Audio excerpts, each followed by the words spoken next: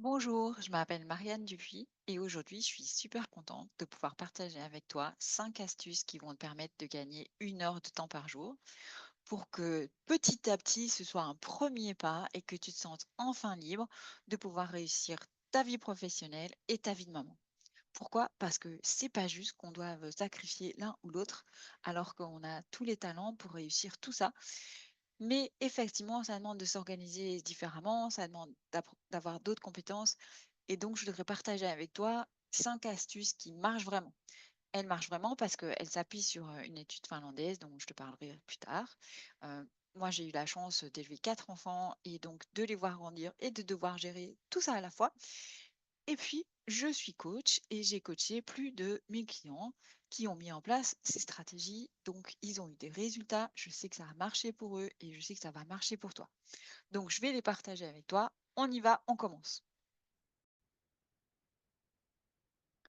La première astuce, elle va s'attaquer aux interruptions.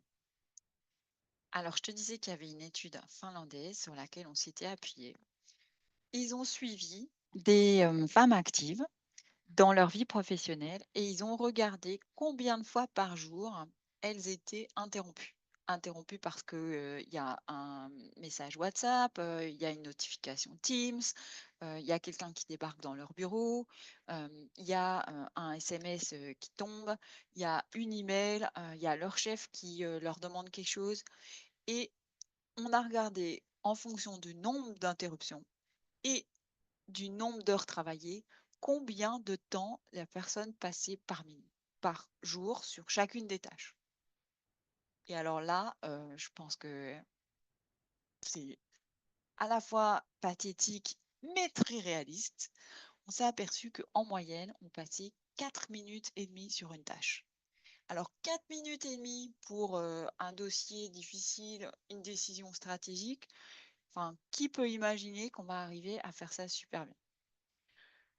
Et alors là, on a regardé que la partie professionnelle. Mais quand on rentre à la maison, c'est maman toutes les 20 secondes. C'est là, il faut gérer ci, il faut gérer ça, il faut donner le bain. Il y a la petite qui crie, il y a l'autre qui est tombée, il y a maman, on se dispute, maman, où est-ce qu'on a mis ça? Et maman, et maman, et maman, tout le temps. Et donc là, on n'est même plus probablement dans les 4 minutes et demie, mais certainement beaucoup moins. Et quand on regarde sur l'ensemble de la journée, on est constamment interrompu à devoir aller de l'un à l'autre. Et le problème, c'est que ça crée une fatigue monstrueuse et que on n'arrive plus à garder sa concentration. Donc, comment on peut remédier à ça? C'est arriver à être libre de sa disponibilité. Donc, la première chose, c'est de revoir ses notifications. Alors, il y a des notifications qui sont absolument indispensables. On a envie de savoir quand est-ce que notre boss nous parle. Il y a des notifications qui peuvent peut-être attendre 1 heure, voire un jour, voire 3 jours. J'ai pas mal de clients qui ont décidé d'enlever les notifications et qui, à la place, ont bloqué des plages horaires dédiées. C'est-à-dire que ils disent mes emails, je les regarde 3, 4 fois par jour, le matin quand j'arrive, avant d'aller à la pause de midi, euh, quand je termine la première plage horaire de l'après-midi vers 15 heures et à 18 heures, voir s'il n'y a pas des choses qui seraient absolument urgentes euh, où je dois accuser réception et que je pourrais sinon reporter au lendemain. Maintenant, ça veut aussi dire ben, négocier avec les gens qui nous envoient des informations, qui attendent qu'on réponde, des règles qui soient adaptées. Donc, communiquer avec eux, de dire, voilà, je ne suis pas disponible tout le temps, je répondrai à vos emails, c'est promis, mais dans les 24 heures et pas dans les 2 heures. Ou bien dire à son boss, le vendredi matin, c'est une session stratégique pour moi. Et donc, si vraiment il y a une urgence, tu m'appelles. Mais sinon, il n'y aura pas d'email et je vais arrêter les notifications Teams. Donc, c'est vrai que ça demande un peu de négociation. Mais après, on est super zen et surtout, on a le contrôle de sa disponibilité. On choisit et on peut avoir des plages au cours desquelles on est vraiment concentré, on abat les tâches et après, on profite vraiment d'autres choses si on veut être, par exemple, disponible pour ses enfants pas avoir des notifications et être dérangé à ce moment-là. C'est déjà beaucoup plus simple. Deuxième, c'est les micro-décisions. Les micro-décisions, c'est toutes les mini-décisions qu'on doit prendre tout le temps, toute la journée, où finalement on hésite, on ne sait pas, peut-être que si, et après on verra plus tard, et qui nous demandent à chaque fois beaucoup d'énergie. Savoir comment on va s'habiller, savoir où est-ce qu'on va se retrouver, avec qui on va déjeuner, à quelle heure, dans quelle salle on va faire la réunion. Et toutes ces micro-décisions, en fait, elles nous demandent beaucoup d'énergie, elles demandent à ce qu'on réfléchisse, qu'on mette en place des raisonnements, alors qu'on n'a pas nécessairement des enjeux qui sont mondiaux ou super stratégiques. Savoir dans quel lieu on va faire la réunion, franchement, ça va peut-être pas changer la face du monde. Donc, ces choses-là, ça pourrait être décidé une fois pour toutes.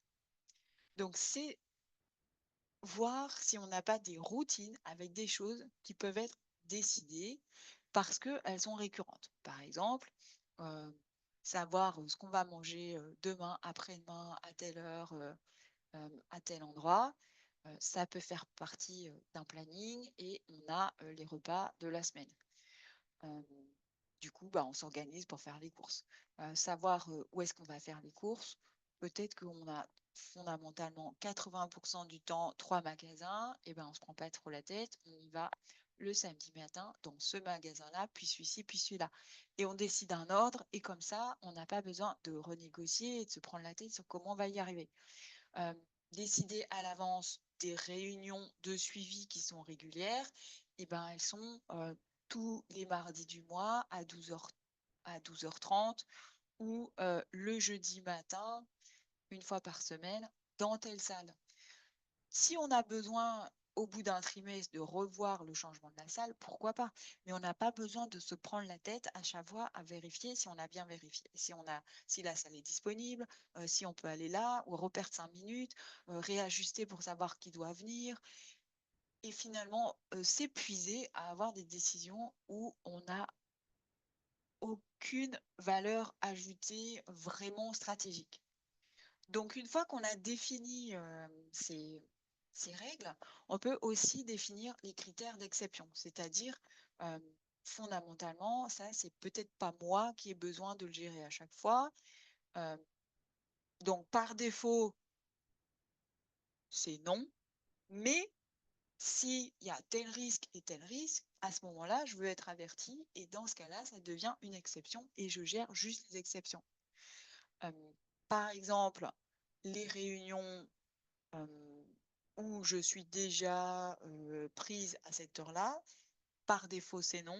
Maintenant, si c'est une réunion particulièrement stratégique avec 3 personnes qui sont super importantes pour moi, à ce moment-là, bah, je suis d'accord pour revoir mon planning. Mais ça devient de l'exceptionnel. Et je n'ai plus que des décisions importantes, stratégiques à mettre en place et au lieu d'avoir une multitude de petites décisions opérationnelles. Les disputes, les conflits, les tensions, alors c'est encore vraiment la médaille pour pouvoir passer du temps, de l'énergie, du stress. Et tout ce qui va permettre de diminuer ça, ça sera vraiment du temps de gagner. Parce que les disputes, elles viennent souvent du fait que on se compare les uns aux autres. C'est pas moi qui dois laver le lave-vaisselle parce que je l'ai déjà fait l'année dernière et puis moi j'ai déjà mis le couvert avant-hier. Du coup, c'est pas juste que ça soit moi. Et puis lui, il fait jamais assez, etc. Les rôles sont pas clairs, on ne sait pas qui fait quoi et du coup, on est constamment à devoir négocier et évidemment négocier au moment où on est le moins disponible, où on est le plus fatigué et où alors ça peut exploser, partir en cacahuète super facilement. Et si en plus c'est avec des ados qui sont dans une période un peu plus sensible, c'est encore plus compliqué en termes de challenge et d'intensité. Alors comment on peut faire foncièrement, c'est clarifier les rôles. Qui est responsable de quoi? Ça, c'est moi qui gère, ça, c'est pas moi qui gère. le dîner le vendredi soir. On est peut-être moins formel que les autres jours. Ça peut se faire plus facilement. Et ben ça, c'est les enfants qui gèrent ou c'est papa qui gère, mais c'est pas moi. Euh, S'assurer que les autres jours, c'est peut-être moi, mais ce jour-là, c'est pas moi. Mais en tout cas, quelle que soit la règle, on clarifie qui s'en charge et du coup, on n'a plus besoin d'intervenir. S'il y a quelque chose, eh ben, tu demandes à papa parce que le vendredi soir, c'est lui qui gère et c'est pas moi. Négocier des règles d'or, c'est-à-dire que on se met d'accord que si on a des choses à partager, on le fait de façon sereine, on s'explique, on n'a pas besoin de se hurler dessus, par exemple, que on a des tâches et un planning qui permettent de pouvoir avancer ensemble sur les tâches qui sont récurrentes. Par exemple, qui met le couvert?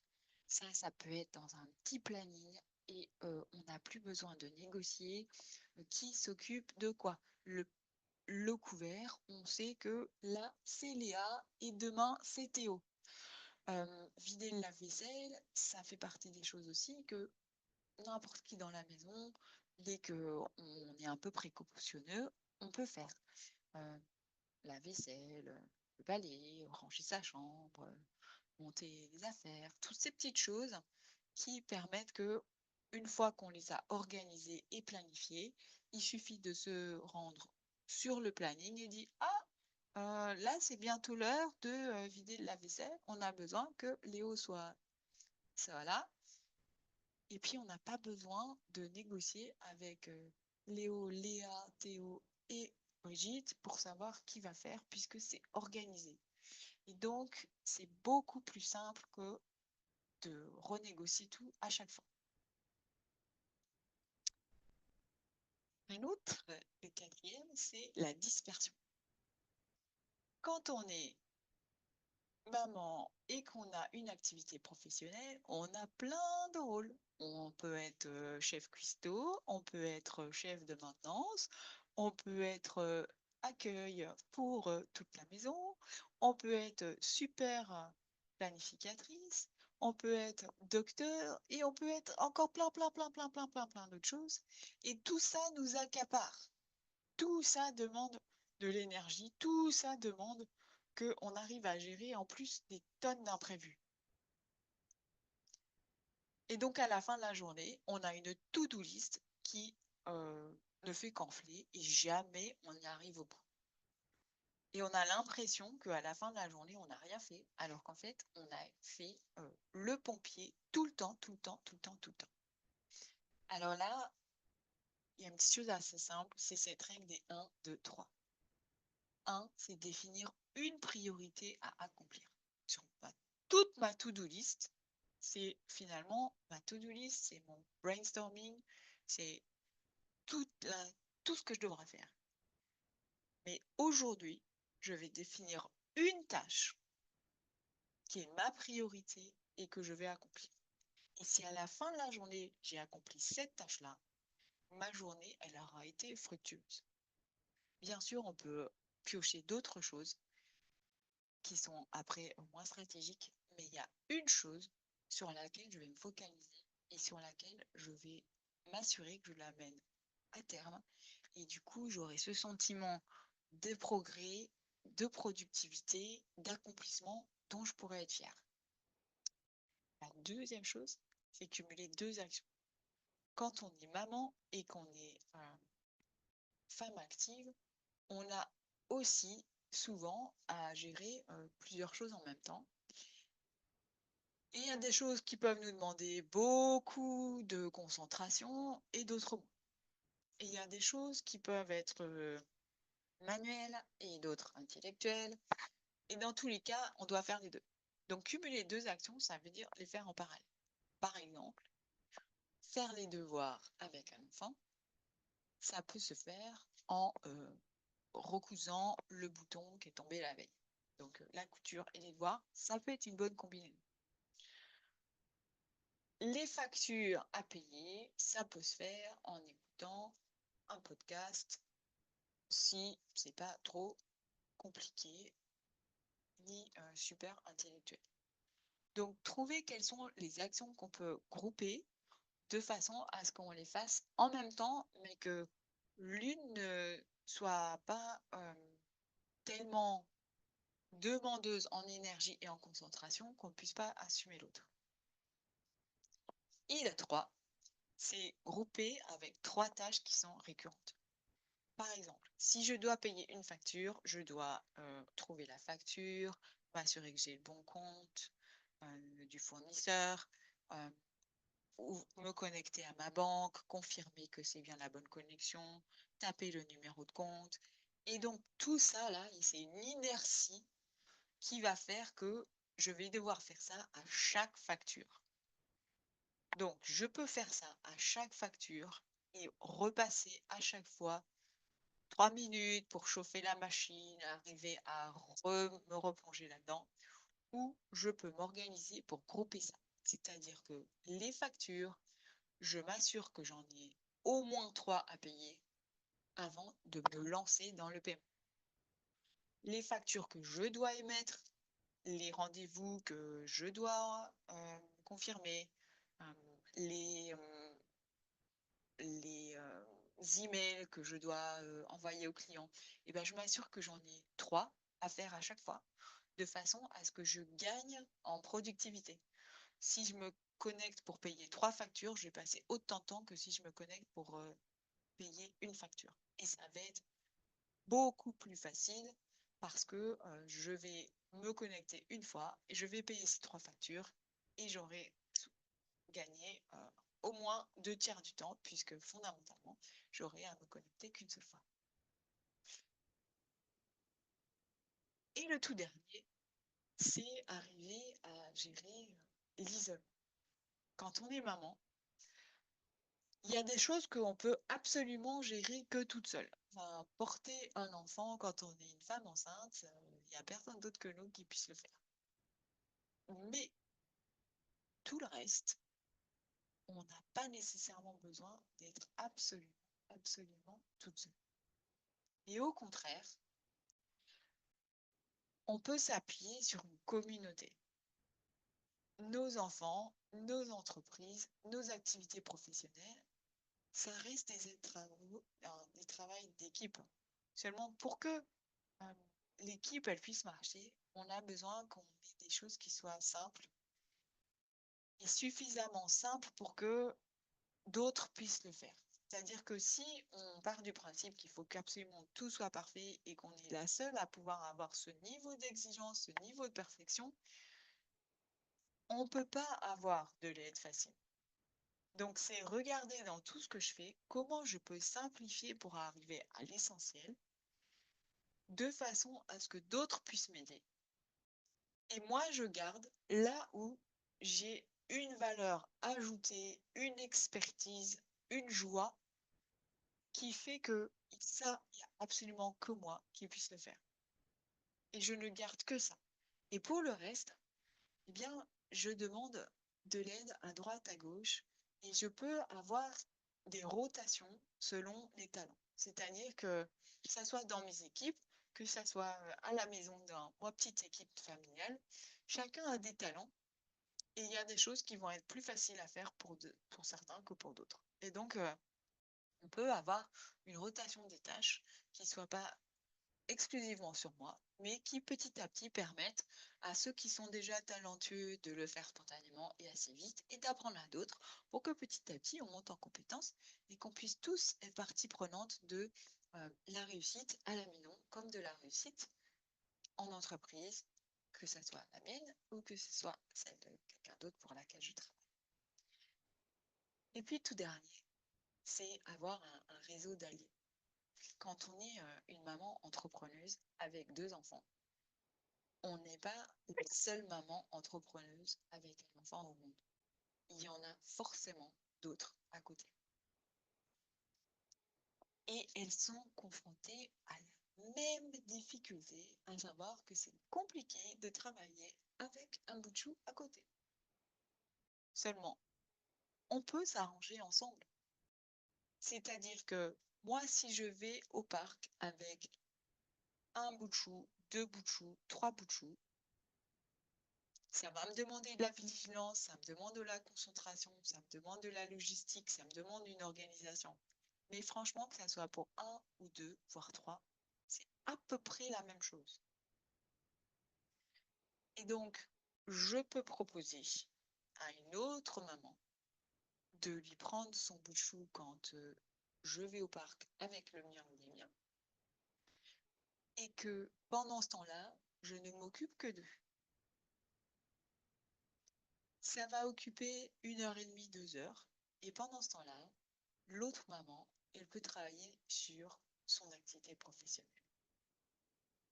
À charge de revanche, on peut dire que moi, je vais les emmener au parc le mardi, et toi, tu fais un gâteau avec eux, ou des Legos, ou des coloriages à l'intérieur avec eux le jeudi. Ça veut dire que de temps en temps, c'est toi qui as 2 heures de libre, et de temps en temps, c'est moi qui ai 2 heures de libre. Et si on fait ça avec trois mamans, si on fait ça tous les 15 jours, etc., on se libère du temps, on peut avancer ensemble.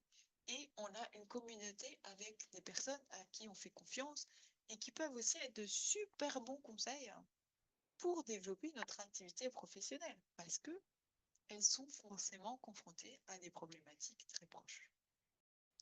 Donc voilà,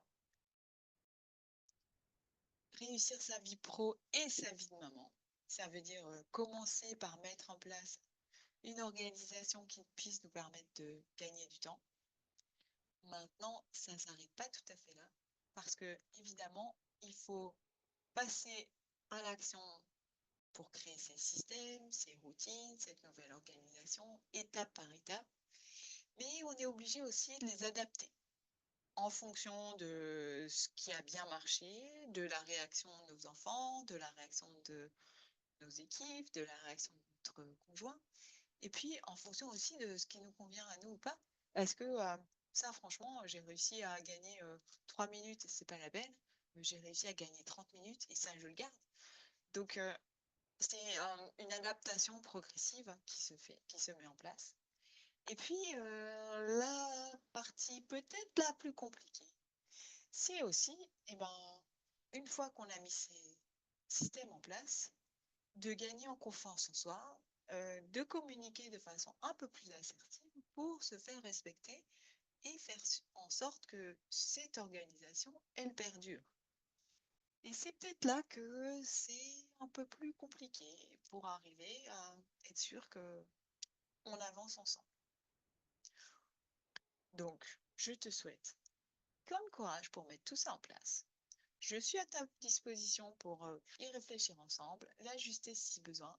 Et si tu penses que ça mériterait que tu gagnes aussi en confiance en toi, en assertivité, que tu arrives à poser des limites, à dire non, à te faire respecter, mais que c'est un petit peu compliqué pour l'instant. Je suis à ta disposition pour t'aider, puisque c'est mon métier.